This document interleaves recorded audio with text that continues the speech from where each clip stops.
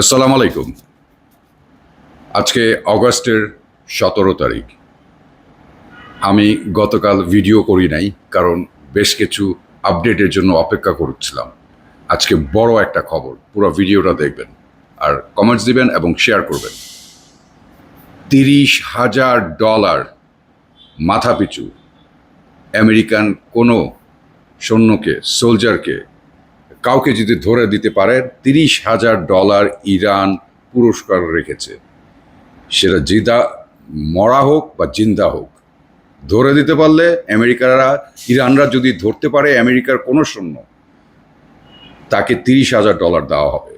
এবং কোনো মেয়ে মানুষ যদি আমেরিকার কোনো সৈন্যকে ধরে দেয়, তাকে ডবল দিবে, $60,000। $60,000 মানে বাংলাদেশের টাকা 60 লাখ। $30,000 মানে অলমোস্ট 30 লাখ টাকার বেশি একটা সৈন্যকে ধরে দিতে পারলে। এই সোলজারদেরকে যদি ধরে দিতে পারে, সেটা সে মারা যাক বা জীবিত থাকুক, তাকে ধরে দিবে, তাকে $30,000 ইরানের গভর্নমেন্ট পুরস্কার দিবে। আজকে লাস্ট ডে ছিল, যেই MOU যে সাইন হয়েছিল 2 মাস আগে, 60 days ব্যাক, আজকে সেটার শেষ দিন ছিল। যদিও ওই MOU-তে কোনো লাভ হয় না, এটা মুখের কথা, একটা MOU, জাস্ট নামকা ওয়াস্তে একটা MOU করা হয়েছিল, একটা যেটাকে বলে আমরা মেমোরেন্ডাম অফ আন্ডারস্ট্যান্ডিং, যে একটা সাইন করা হয়েছিল, সিজ দ্য ফায়ার। আরেকটা খবর শুনেন, আজকে ইরান আমেরিকার একটা অয়েল ট্যাঙ্কারের উপরে মিসাইল দিয়েছে, হিট করে ফেলেছে। সেই যেই রুটটা, নতুন রুট আমেরিকা তৈরি, যেটা আমেরিকার ডোনাল্ড ট্রাম্প বলেছে যে এই রুট দিয়ে, নতুন রুট দিয়ে যাবে হরমুজের, ওমানের এক শহর, লিমা শহর, সেই জায়গায় একটা অয়েল ট্যাঙ্কারকে মেরে দিয়েছে। কারণ ইরান বলেছে এই রুট কোনো আমাদের যখন এগ্রিমেন্ট হয়েছিল এটার মধ্যে এটা ছিল না। তাদেরকে বারবার ওয়ার্নিং করা হচ্ছিল যে এখান থেকে এই নতুন রুট দিয়ে কেউ যাবে না, এটা ইরানের কোনো পারমিশন নাই এখান দিয়ে যাওয়ার। আমেরিকা ওদিক দিয়ে নিয়ে যাচ্ছিল। ঠিক ওমানের লিমা শহরের একটা যে বর্ডারটার ওই জায়গায় হিট করে ইরান অয়েল ট্যাঙ্কারে। ওই অয়েল ট্যাঙ্কারের অবস্থা খুব খারাপ। হাউএভার, এই যে $30,000 এক একজনের মাথাপিছু রেখেছে ইরানের গভর্নমেন্ট, কি এক ব্যাপার! ডোনাল্ড ট্রাম্পের মাথা নষ্ট হয়ে গেছে। আপনি জানেন যে কোন সোলজার এই জায়গায় যুদ্ধ করতে যাবে? কোনো সৈনিক কি যাবে ওখানে যুদ্ধ করতে? কেউ যাবে না ইরানের সাথে যুদ্ধ করতে। কারণ বড় একটা অ্যালার্ম হয়ে গেছে এখন আমেরিকার জন্য। এখন আমেরিকার ইরান আমেরিকার ইরানের যে সিজ ফায়ারটা, যেটা শেষ হয়ে গেল আজকের দিনে, এই 60 দিন এটার মেয়াদ ছিল। যদিও কেউ এই চুক্তিটা কেউই মানে নাই, ইরান তো মানেই নাই, কারণ এই চুক্তির পরপরই তো আমেরিকা শুরু করে আবার। বাট ঘটনা হলো যে এই জায়গায় ইরান এখন কি করবে? এই যে কিছুদিন, বেশ কিছুদিন কিন্তু আপনি খেয়াল করে দেখেছেন, খুব একটা মিসাইল বা ড্রোন কোথাও খুব একটা মারা হয়নি।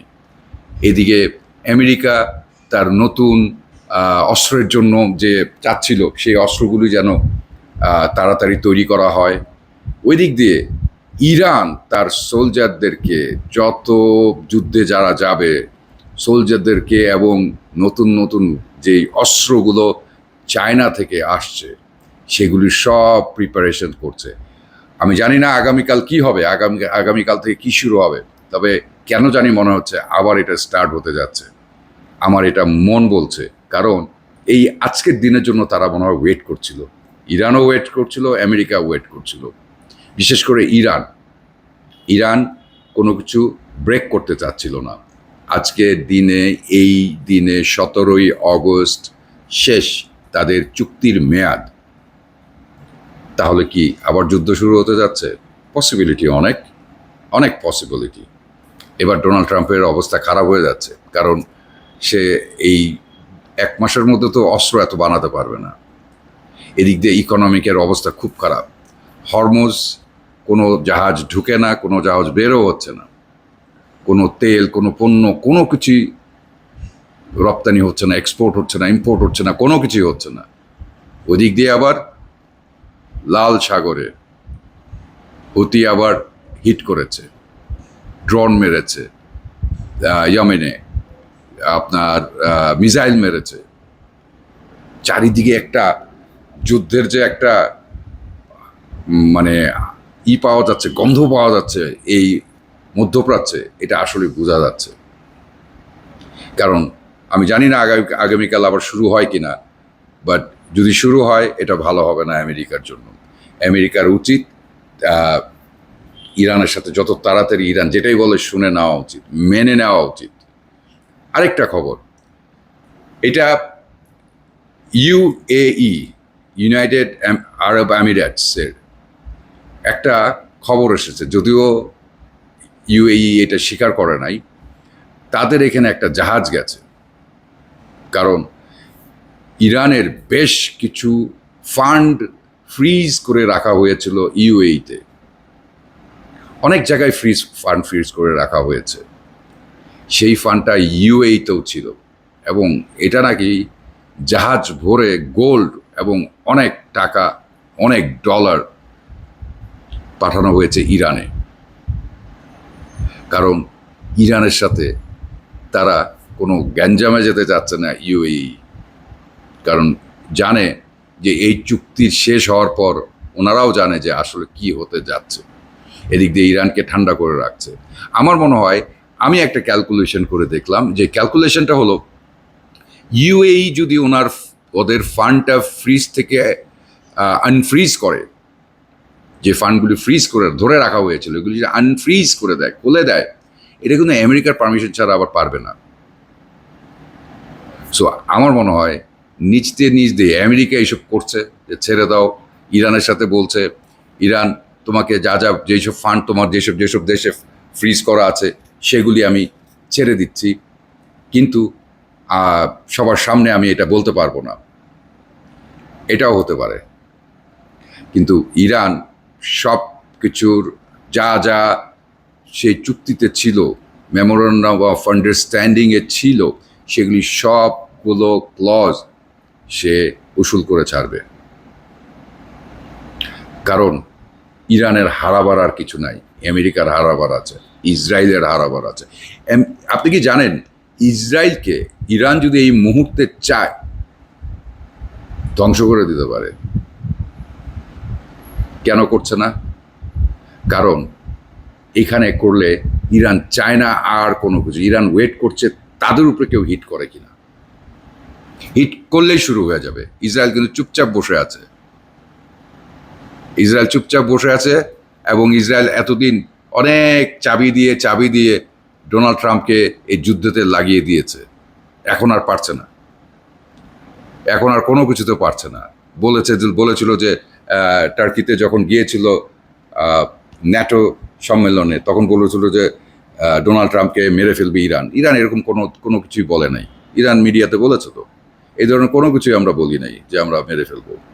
এটা হলো ডোনাল্ড ট্রাম্পকে ভয় দেখায়। ডোনাল্ড ট্রাম্প একটা ভীতু মানুষ।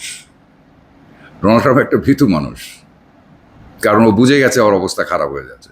এখন আপনি বলেন যে আমেরিকার হয়ে যুদ্ধ করতে ইরানে কে যাবে?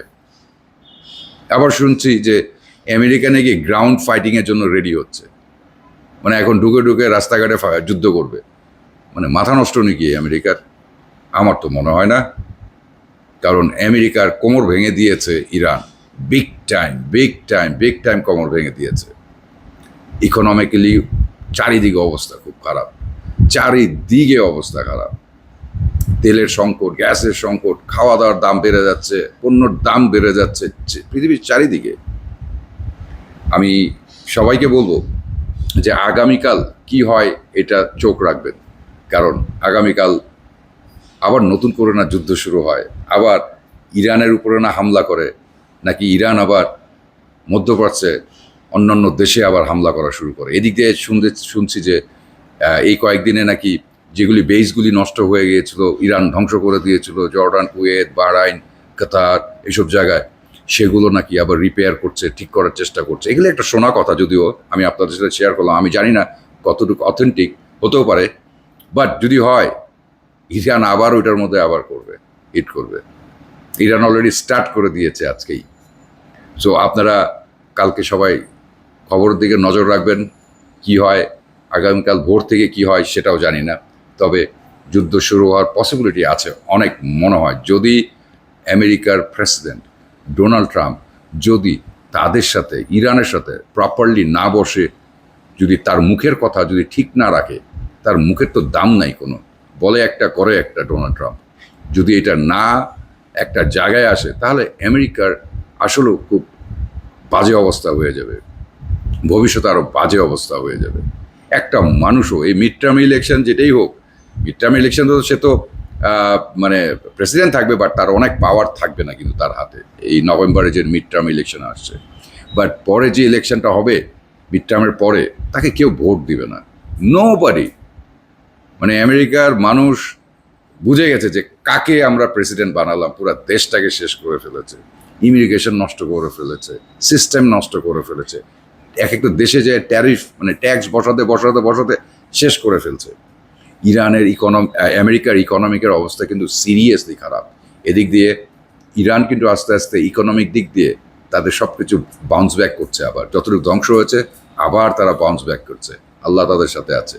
ভালো থাকবেন, আমার ভিডিওটা শেয়ার করবেন, এবং আমার এই ভিডিওটা ইউটিউবেও আছে, আপনারা যদি চান ইউটিউবে দেখবেন এবং ইউটিউবতে সাবস্ক্রাইব করবেন। ভালো থাকবেন সবাই, টাটা।